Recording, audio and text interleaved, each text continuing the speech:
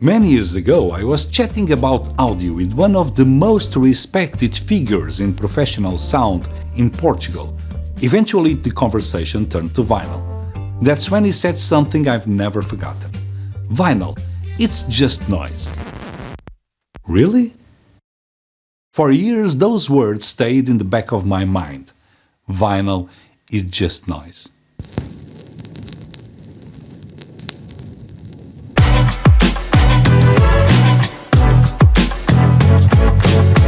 This is the Takumi 2.1 DC, a turntable designed and built in the Netherlands, with a philosophy that's quite different from what you'll find in many of the better-known brands.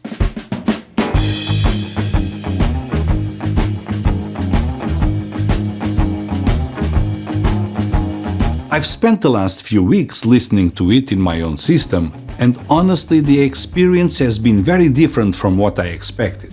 But before we talk about sound, let's take a look at what Takumi has actually built here.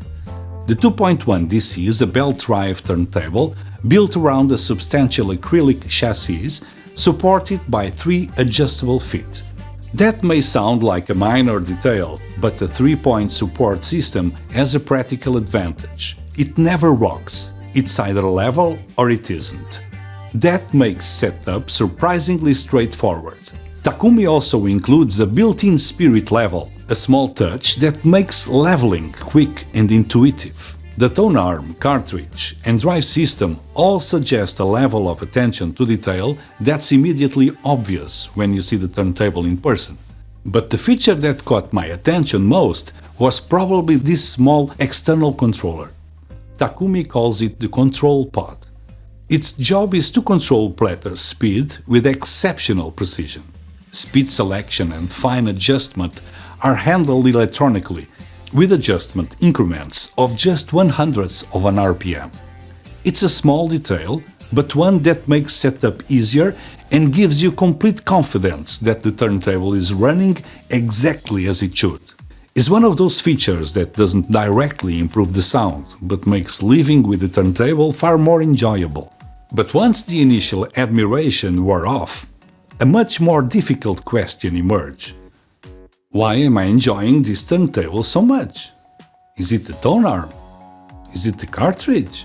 Is it the acrylic? Or am I simply experiencing the excitement that comes with any new piece of equipment?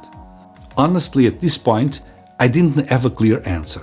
So rather than starting with specifications, let's begin where all of this really matters: the music. Before we move on, a quick note about the cartridge and Phono stage used for this review. The Takumi arrived fitted with a Kuro low-output moving-coil cartridge. Since my Copland Preamplifier doesn't include an MC-compatible Phono stage, all listening tests were carried out using an external Phono preamplifier. Apart from that, the rest of the system remained unchanged throughout the review period, allowing me to focus on the turntable itself rather than variables elsewhere in the playback chain. But first, let me take you back to the story.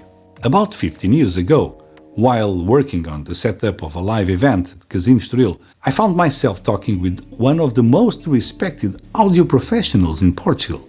A man with decades of experience in live sound recording and production. Someone whose knowledge I deeply respected. At some point, the conversation turned to vinyl records. His response was immediate. Vinyl, it's just noise. I remember being genuinely surprised. Not because I was unaware of vinyl's limitations. Those limitations are very real and very easy to measure. But because I expected the opposite answer. I expected someone with his background to find at least some reason to defend the format. He didn't. As far as he was concerned, the debate was over. And for many years, I thought he might be right.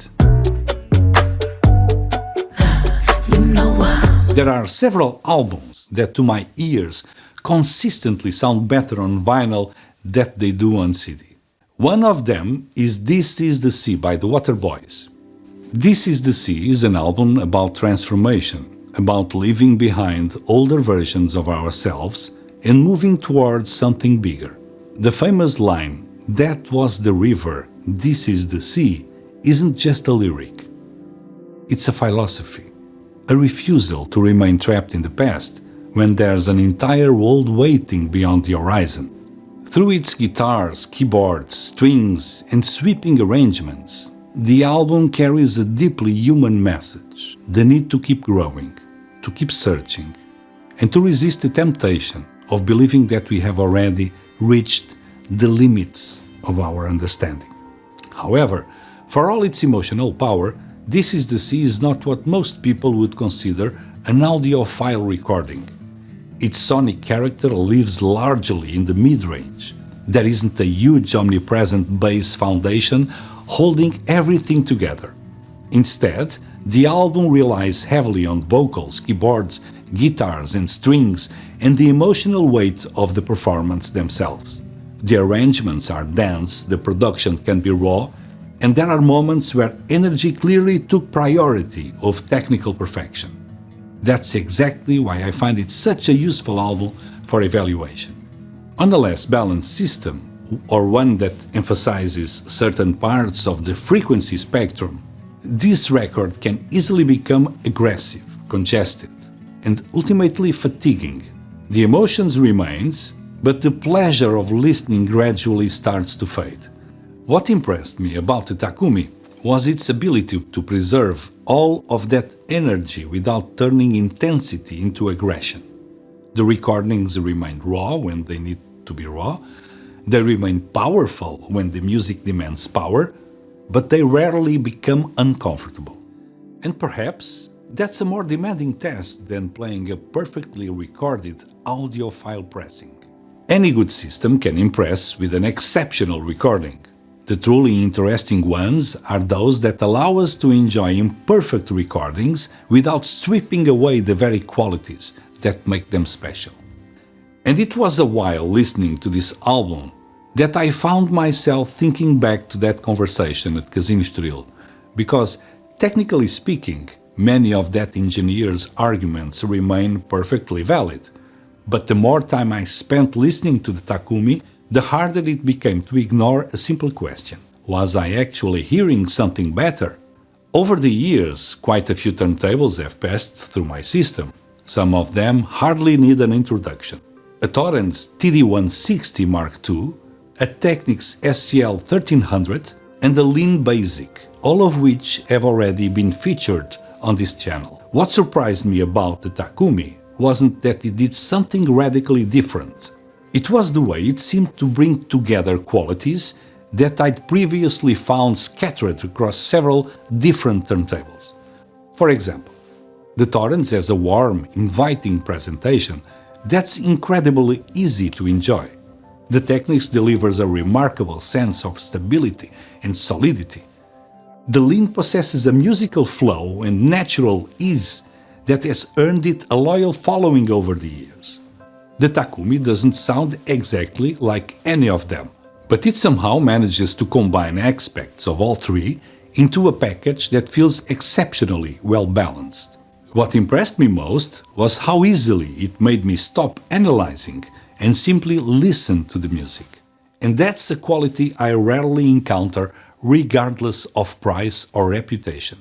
It was at that point that I realized I might have been asking the wrong question.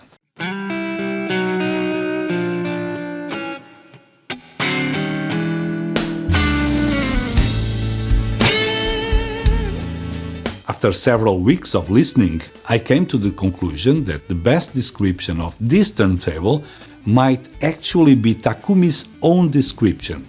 The Takumi doesn't seem interested in adding character to the music. It doesn't warm things up. It doesn't try to sound impressive.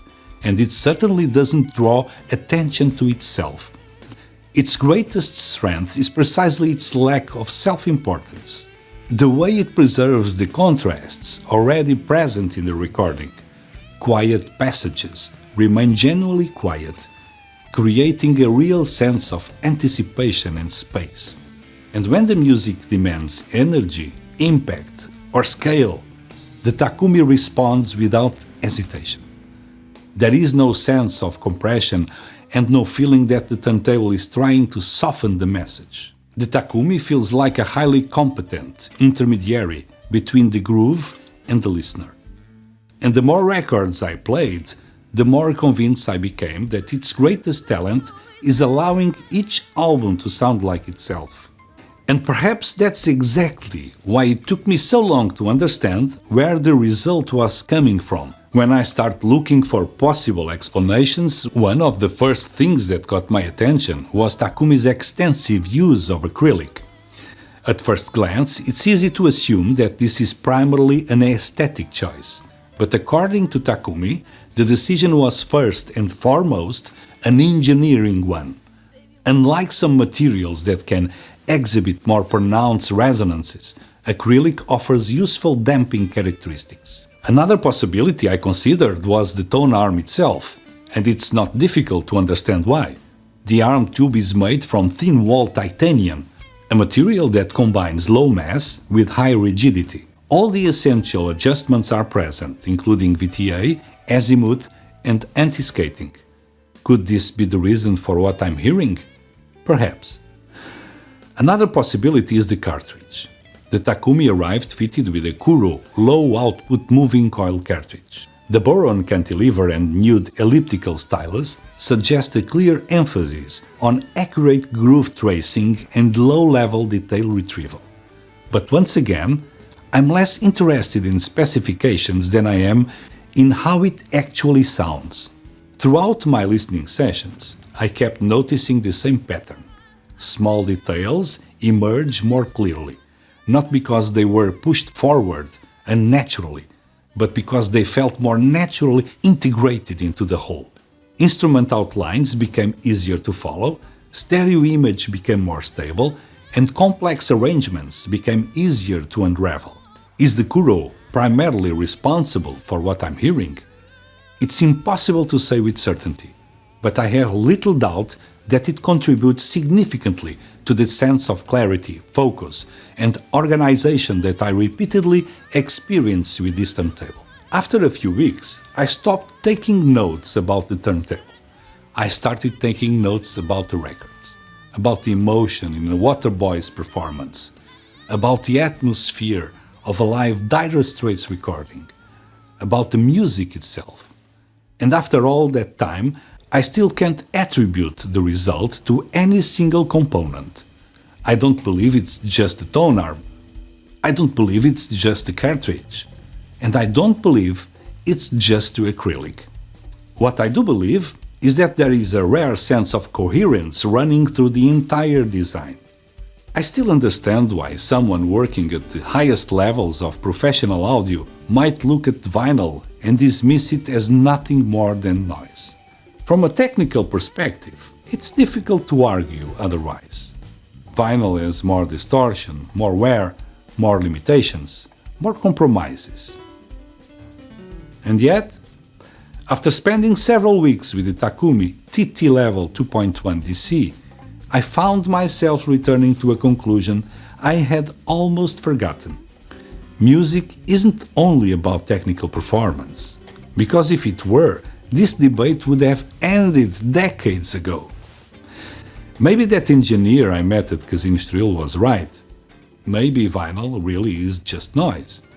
But if it is, it's a remarkably effective form of noise.